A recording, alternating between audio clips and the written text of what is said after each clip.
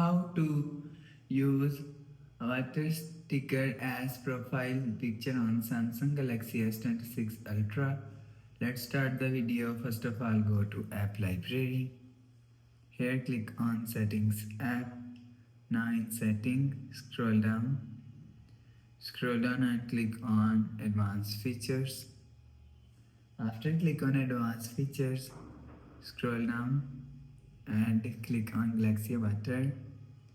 After click on Galaxy Water, click on water stickers and click on this profile icon. If you want to use water sticker as a profile, go back and select sticker, and if you want to use sticker as a profile, so click on set as a profile, click on save and click on this profile icon. You will see sticker is saved your profile picture. After the process, go back to home screen. So that's how you can use a water sticker as profile picture on Samsung Galaxy S26 Ultra.